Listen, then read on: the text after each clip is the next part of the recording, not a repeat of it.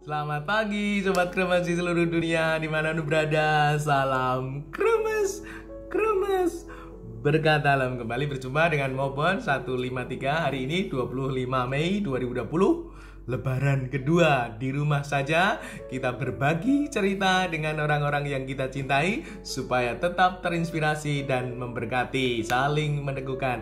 Kita ngopi dulu supaya penuh dengan inspirasi.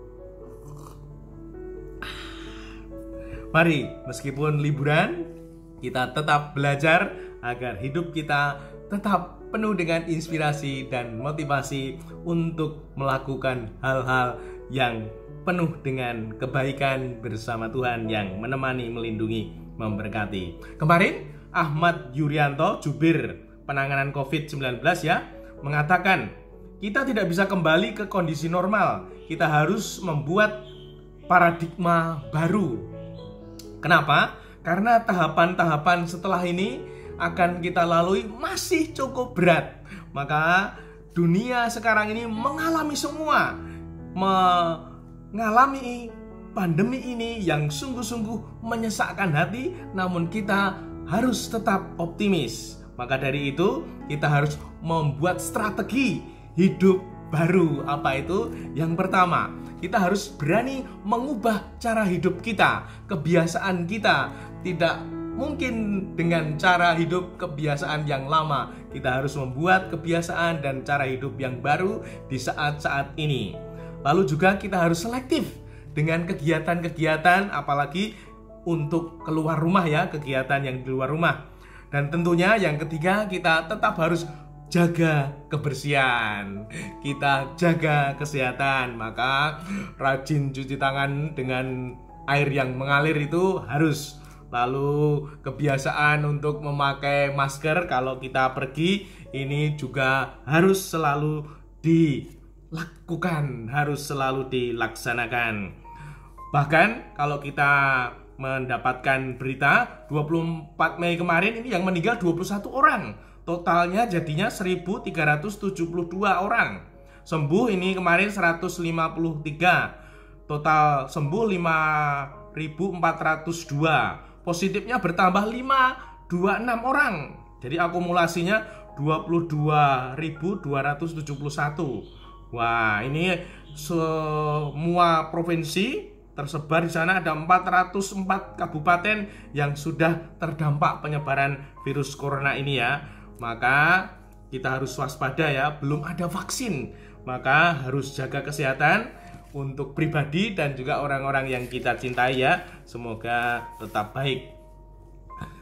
Lalu dalam kesempatan ini juga kemarin Menteri Pendidikan Nadiem ini membantah kalau dikatakan sudah membuat keputusan bahwa Juli 2020 akan mulai tahun ajaran, itu hoax.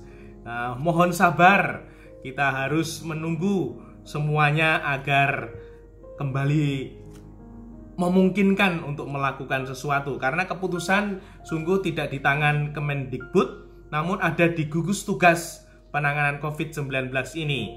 Meskipun skenario pendidikan selalu diolah dan didiskusikan, maka di seluruh negara ini semua mengalami, tidak hanya Indonesia. Maka memang belajar di rumah itu ya jujur ya, terbuka, pragmatis. Nadiem mengatakan ini dampaknya tidak positif sekali untuk anak-anak dalam proses pembelajaran. Namun tidak hanya Indonesia, ini semua mengalami. Maka kita perlu tetap optimis. Semoga nanti keluar dari krisis ini kita punya pola pikir yang baru untuk revolusi pendidikan agar sungguh mencapai kebaikan. Memang ada penurunan ya, tapi akselerasi untuk adaptasi pada perubahan yang baru ini lebih cepat ya, dimana sungguh fasilitas HP, komputer, internet ini menjadi penopang untuk semuanya. Nah, setelah ini semua terjadi, fakta-fakta itu ada, mari sungguh kita berani untuk menyongsong paradigma baru, cara hidup baru, normal baru, new normal. Kita perlu membuat tips-tips, maka kita boleh membuat tips untuk itu. Yang pertama, ini sekarang itu ndak boleh lagi boros. Kalau ndak penting, ndak perlu, ndak butuh, jangan dibeli.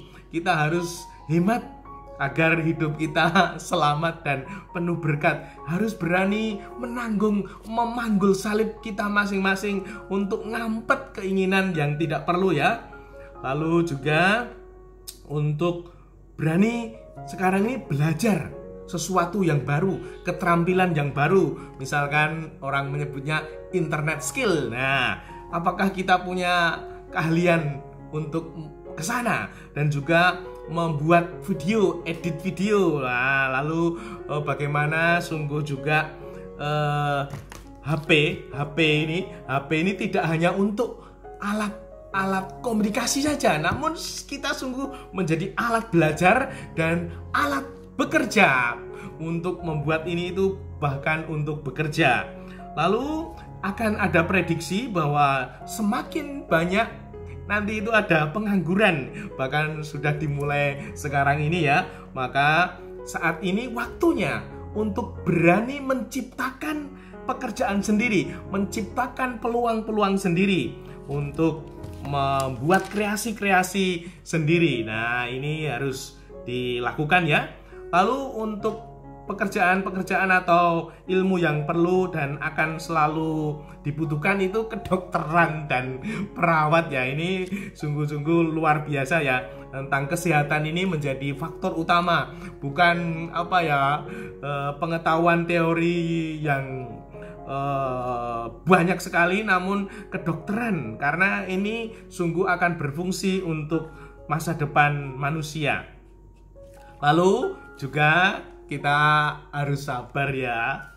Ini akan terjadi kesenjangan sosial yang tinggi sekali, di mana tidak lagi bisa berkumpul-kumpul seperti kemarin, rekreasi bareng, kemana ke pantai, kemana ke gunung dan lain sebagainya, wisata kemana. Ini tidak lagi menjadi pilihan. Harus berani banyak menikmati kesendirian dalam arti tertentu, namun komunikasi lewat digital. Nah, silaturahmi digital, komunikasi digital.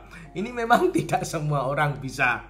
Seperti kemarin ketika saya pulang ke rumah ya, ini bapak saya, ibu saya kan sering nonton renungan-renungan saya sendiri.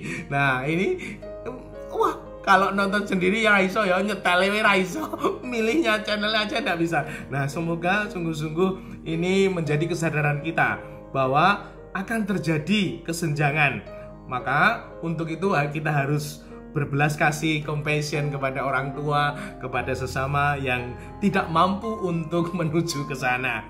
Maka dari itu kita harus selalu, Sobat Kremes ya, menyadari ini untuk menyongsong paradigma kehidupan yang baru ini. Untuk itu tetap harus kuat. Nah, jaga kesehatan, tetap di rumah, semangat pagi selalu ya. Jangan lupa ngopi supaya kita selalu penuh dengan inspirasi. Sampai jumpa di hari berikutnya. Tuhan memberkati. Jangan lupa like and subscribe, komen-komen positif, saling meneguhkan. Tuhan memberkati. Salam kremes, kremes berkah dalam.